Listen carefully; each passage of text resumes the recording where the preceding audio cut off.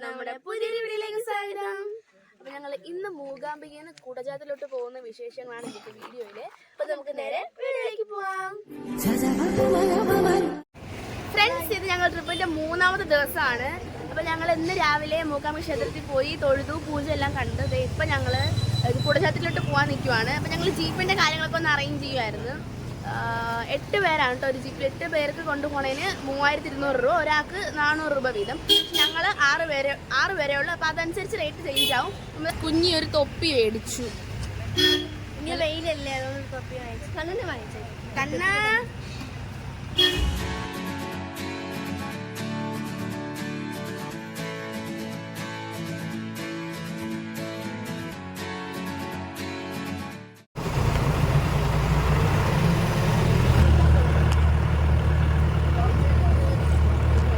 ശങ്കരാചാര്യർക്ക് ദേവിയുടെ ദർശനം ലഭിച്ച സ്ഥലം അതാണ് കുടജാദ്രി. അവിടേക്കാണ് ഈ യാത്ര. മൂകാംബിക ദേവിയെ കണ്ട് തൊഴുതതിനു ശേഷം കുടജാദ്രിയിലേക്കുള്ള ഈ യാത്ര ഒരു സ്വപ്ന സാഫല്യമാണ്. മൂകാംബികയിൽ നിന്നും ഏകദേശം 5 മണിക്കൂറാണ് കുടജാദ്രിയിലേക്ക് പോയി വരാൻ വേണ്ടിയുള്ള സമയം. കൊല്ലൂരിൽ നിന്നും ഷിമോഗയിലേക്കുള്ള വഴിയിലൂടെയാണ് നമ്മൾ കുടജാദ്രിയിലേക്ക് പോകുന്നത്. കർണാടകയിലെ ഉടുപ്പി ജില്ലയിലാണ് കുടജാദ്രി മലകൾ സ്ഥിതി ചെയ്യുന്നത്. കർണാടകയിലെ ഏറ്റവും ഉയർന്ന 13ാമത്തെ കൊടുമുടിയാണിത്. മൂകാംബികയിൽ നിന്ന് 40 കിലോമീറ്ററാണ് കുടജാദ്രിയിലേക്കുള്ള ദൂരം. അതിൽ 30 കിലോമീറ്റർ നോർമൽ റോഡും 10 കിലോമീറ്റർ ഓഫ് റോഡും ആണ്.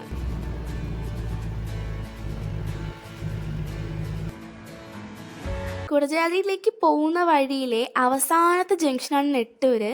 കുറച്ച് ചെറിയ കടകൾ മാത്രമുള്ള ഒരു തനി നാടൻ പ്രദേശം. ഇവിടുന്ന് ഇനി അങ്ങോട്ട് കടകളൊന്നും തന്നെ ഇല്ല. അതുകൊണ്ട് തന്നെ ഇവിടുന്ന് കുറച്ച് സ്നാക്സും വെള്ളവും എല്ലാം വാങ്ങി കയ്യിൽ കരുതിയിട്ട് വേണം മുന്നോട്ട് പോകാൻ. അങ്ങനെ ഞങ്ങളും കുറച്ച് ബിസ്ക്കറ്റും വെള്ളവും എല്ലാം വാങ്ങിച്ചു. പിന്നെ ഞങ്ങൾ എല്ലാവരും ഓരോ സോഡ നാരങ്ങ വെള്ളവും എല്ലാം കുടിച്ച് വീണ്ടും യാത്ര തുടർന്നു.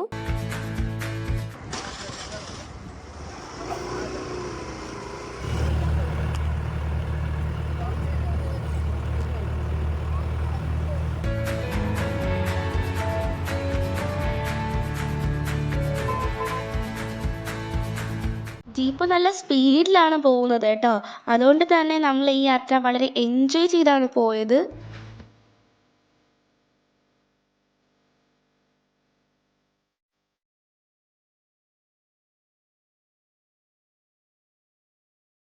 അങ്ങനെ നമ്മൾ ഫോറസ്റ്റ് ചെക്ക് പോസ്റ്റിലെത്തി. ഇവിടുത്തെ പരിശോധനകളെല്ലാം കഴിഞ്ഞാൽ മാത്രമേ നമുക്ക് മുന്നോട്ട് പോകാൻ കഴിയുള്ളൂ. അതിനുശേഷമാണ് ഓഫ് റോഡ് യാത്ര തുടങ്ങുന്നത്.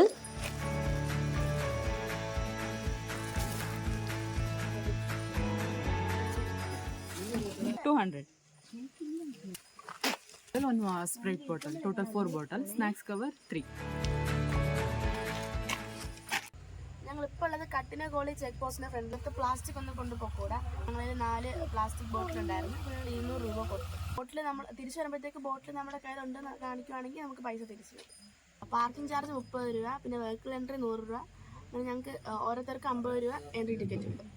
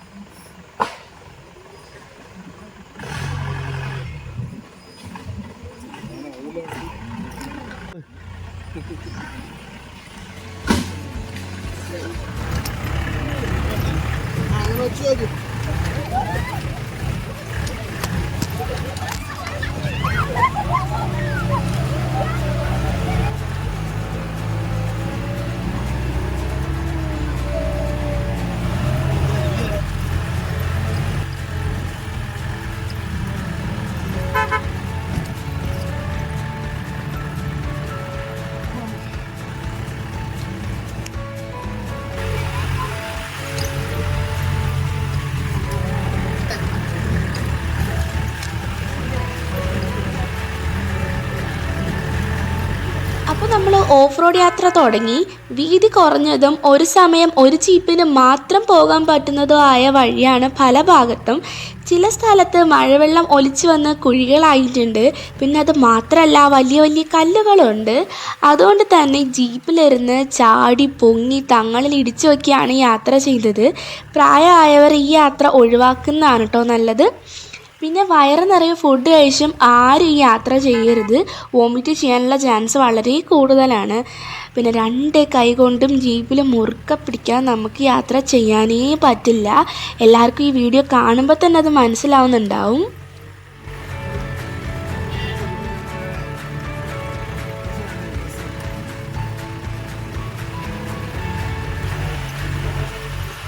രാവിലെയും വൈകിട്ടും ചെറിയ ചാറ്റൽ മഴ ഉള്ളപ്പോഴുമാണ് കുടജാദ്രിയിലേക്ക് പോകാൻ ഏറ്റവും നല്ല സമയം. മഴയൊന്നും ഇല്ലാത്ത സമയത്താണെങ്കിൽ നല്ല പൊടിയായിരിക്കും. പൊടിയുള്ള സമയത്താണ് നമ്മുടെ യാത്രയെങ്കിൽ തിരികെ എത്തുമ്പോഴേക്കും നമ്മുടെ ഡ്രസ്സെല്ലാം പൊടിയൊക്കെ പറ്റി നല്ല ചുമപ്പ് നിറമായി മാറും എന്നാണ് ഡ്രൈവർ ചേട്ടൻ പറഞ്ഞത്. എന്തായാലും ഞങ്ങളുടെ ഈ യാത്രാ സമയത്ത് പൊടിയുടെ ശല്യം ഉണ്ടായിരുന്നില്ല.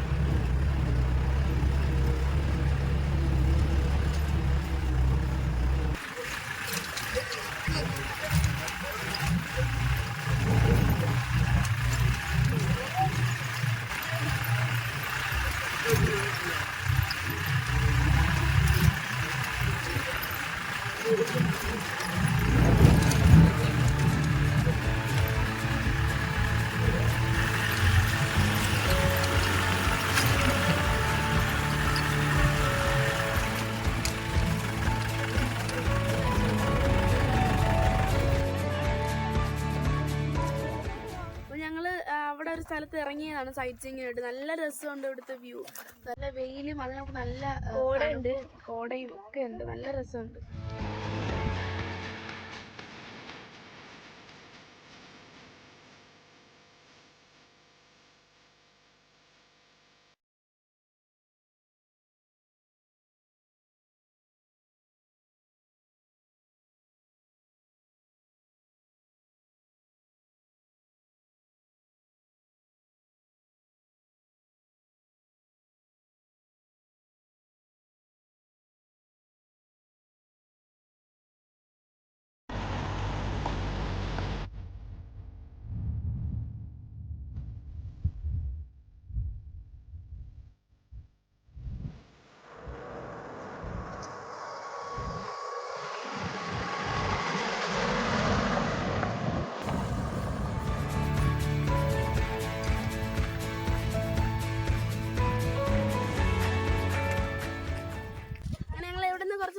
ഫോട്ടോസും സെൽഫീസും വീഡിയോസും ഒക്കെ എടുത്ത് അപ്പോൾ ഞങ്ങൾ ഇനി ഇവിടെ നിന്ന് വീണ്ടും പോകാൻ പോവുകയാണ്.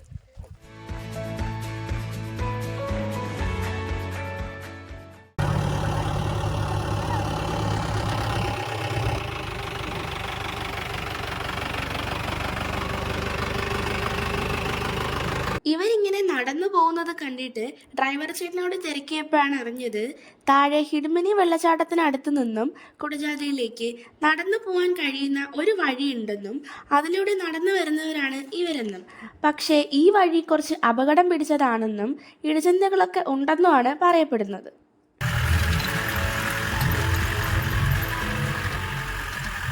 അങ്ങനെ ഞങ്ങൾ ശ്രീമൂലസ്ഥാനത്തെത്തി. ഇനി ഞങ്ങൾ ട്രക്കിങ് തുടങ്ങുവാണ്. നല്ല കോടയുണ്ട്, അവിടെ നിറച്ചും കോട. കാണിച്ചു തരാവേ.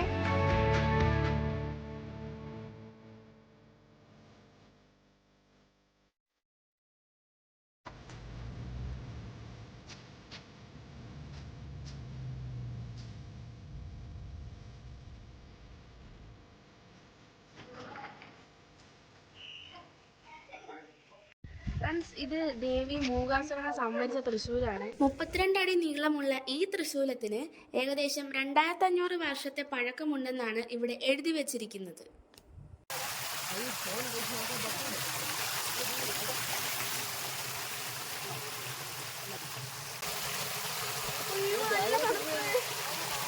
ഒന്നര കിലോമീറ്റർ നമുക്ക് നടക്കണം. സൂക്ഷിച്ച് വരണം.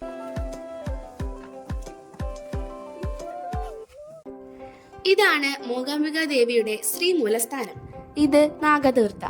നാഗതീർത്ഥയിൽ നിന്നും ഉത്ഭവിക്കുന്ന ജലം ഇവിടെ ഒരു കുളത്തിൽ സംഭരിക്കുന്നുണ്ട്. ഈ ജലം കുടിവെള്ളത്തിനായി ഉപയോഗിക്കുന്നു.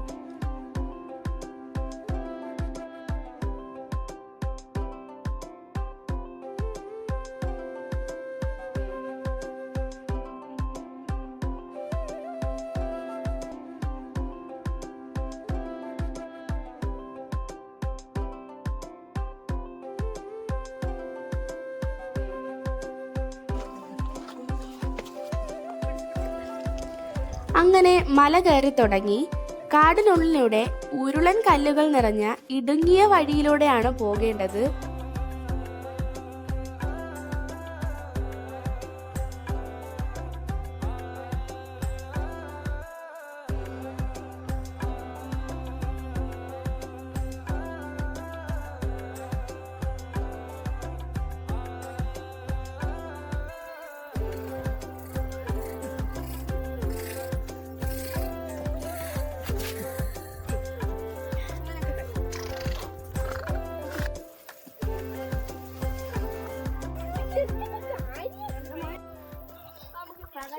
പകുതിയൊന്നും ആയില്ല, കുറച്ചെത്തിയപ്പോൾ തന്നെ ഞങ്ങൾ തളർന്ന് മാമനൊക്കെ ചൊല്ലിട്ട് 2-3 തന്നെ ഞങ്ങൾ കയറി ഇറങ്ങി വരുന്നത്. അപ്പോൾ ഞങ്ങളടുത്ത് ചോദിച്ച് ഇനി ഉണ്ടാകുന്നു. അപ്പോൾ നിങ്ങൾ തുടങ്ങിയതേ ഉള്ളൂ എന്ന് അവർ പറഞ്ഞത്.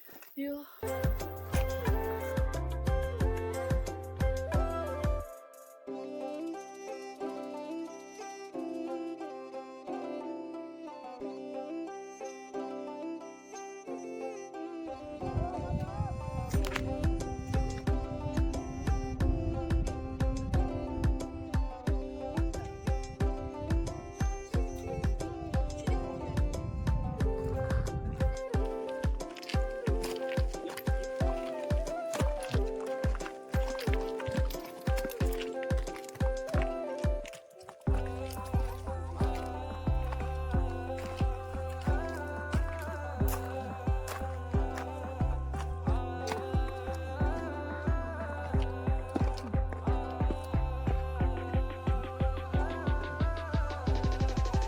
മുകളിലേക്ക് ചെല്ലും തോറും ഭംഗി കൂടി വരുന്നതേയുള്ളൂ.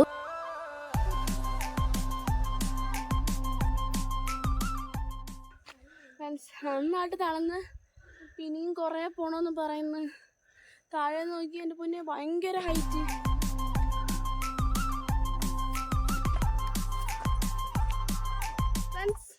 താഴെ കണ്ട വലിയൊരു കൊക്കയാണ്. അതെ, ഞങ്ങൾ പോണ വഴി നല്ലൊരു ചെറിയ വഴിയാണ്. ഇനി കുറേ പോവാനുണ്ട്. ഞങ്ങൾ പകുതി പോലും എത്തിയില്ല. ഞങ്ങൾ തളർന്ന് നടന്നു, ഒരുപാട് നടന്ന്.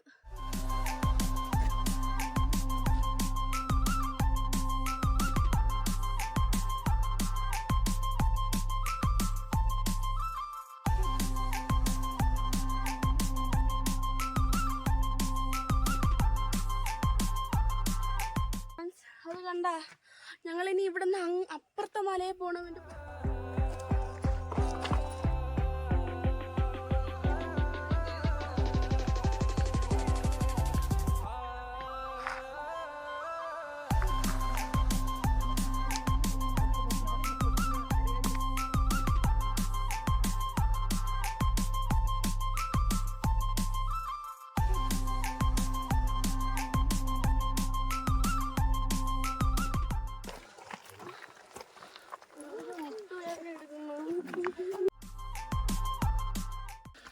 വീണ്ടും ഞാനിരുന്ന് എൻ്റെ പൊന്നോ, ഇനിയും ഈ ഒരു മലയുടെ മുകളിലാണെന്ന് തോന്നുന്നു.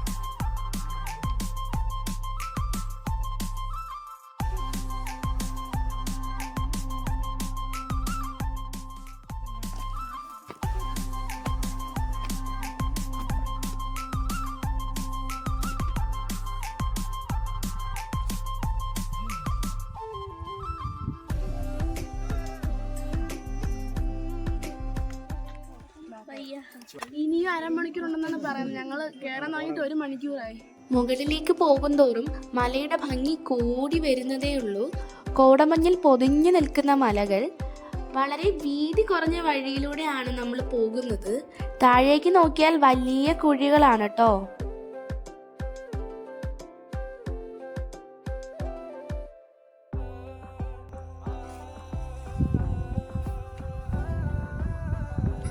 അങ്ങനെ നമ്മൾ ഇത്ര കഷ്ടപ്പെട്ട് കാണാൻ ആഗ്രഹിച്ചു വന്ന ആ സ്ഥലത്തെത്തി.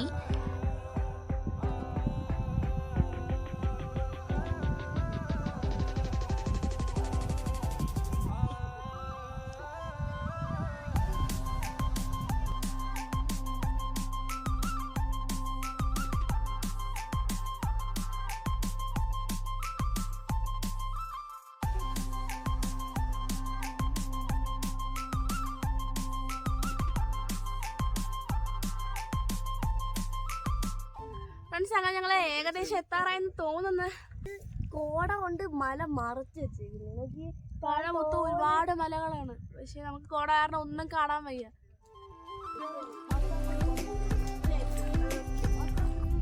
ഫ്രണ്ട്സ്, ഇത് കണ്ടോ, ഞങ്ങള് മേഘത്തിന് മുകളിലാണ്. ഞങ്ങള് നല്ല വ്യൂ ആണ് ഇവിടുന്ന് താഴെ കാണാൻ വേണ്ടിയിട്ട്. കോടയും മേഘവും എല്ലാം നല്ല രസമുണ്ട്.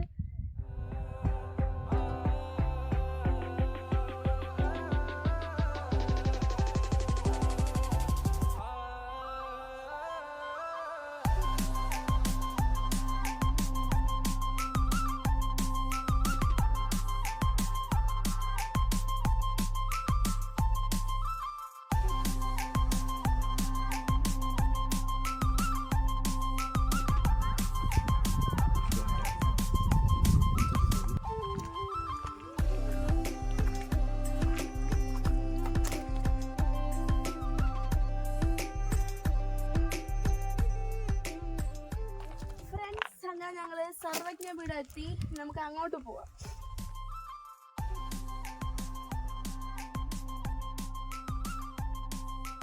ദേവി ശങ്കരാചാര്യർക്ക് ദർശനം കൊടുത്തു എന്ന് പറയുന്ന കുടജാദ്രി, കോടമഞ്ഞിൽ പൊതിഞ്ഞു നിൽക്കുന്ന കുടജാദ്രി, മഞ്ഞ് മാറുന്നതിനനുസരിച്ച് തെളിഞ്ഞു വരുന്നത് കാണാൻ നല്ല ഭംഗിയാണ്. ഇത്രയും ആളുകൾ ഇവിടെ ഉണ്ടെങ്കിലും വളരെ നിശബ്ദമായ ഒരു പ്രദേശം. കാറ്റിൻ്റെ ശബ്ദം മാത്രമേ നമുക്കിവിടെ കേൾക്കാൻ കഴിയൂ. ഇവിടെ നിൽക്കുമ്പോൾ തന്നെ നല്ലൊരു പോസിറ്റീവ് വൈബാണേ.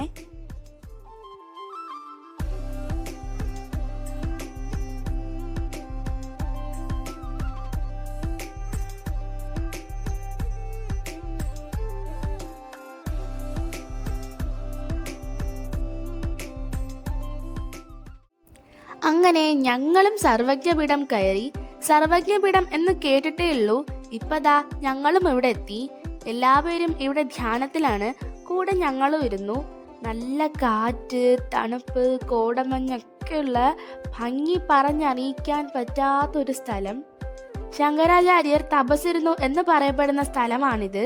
ശങ്കരാചാര്യരുടെ ഒരു ചെറിയ പ്രതിഷ്ഠ കൂടി ഇവിടെ കാണാൻ കഴിയും.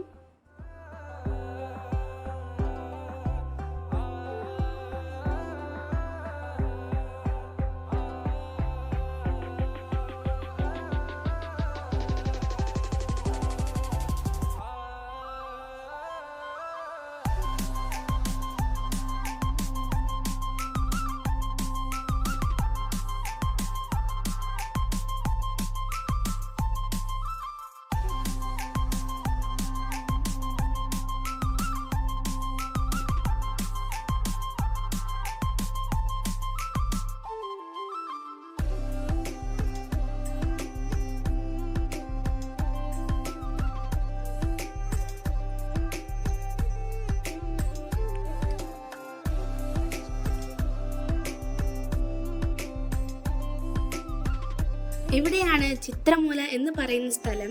ഇപ്പോൾ ഇവിടേക്ക് ആർക്കും പ്രവേശനമില്ല.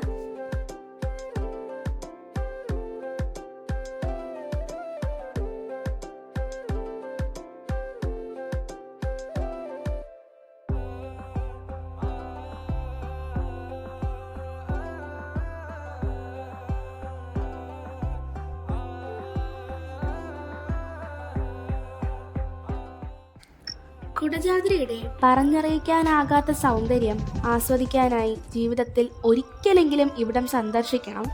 കുടജാദ്രിയുടെ കാഴ്ചകളും അനുഭവങ്ങളുമായി ഞങ്ങൾ തിരികെ യാത്രയാവുകയാണ്. യാത്രകൾ അവസാനിക്കുന്നില്ല. ഈ വീഡിയോ ഇവിടെ അവസാനിക്കുകയാണ്. വീഡിയോ എല്ലാവർക്കും ഇഷ്ടപ്പെട്ടെന്ന് വിചാരിക്കുന്നു. വീഡിയോ ഇഷ്ടമാവുകയാണെങ്കിൽ എല്ലാവരും ലൈക്ക് ചെയ്യുക, ഷെയർ ചെയ്യുക, സബ്സ്ക്രൈബ് ചെയ്യുക. സബ്സ്ക്രൈബ് ചെയ്യുമ്പോൾ ഓൾ ബെൽ ബട്ടൺ പ്രസ് ചെയ്യാൻ മറക്കരുത്. അപ്പം ഞങ്ങൾ അടുത്ത വീഡിയോ ഇട്ട് വരുന്നവരെ ബൈ.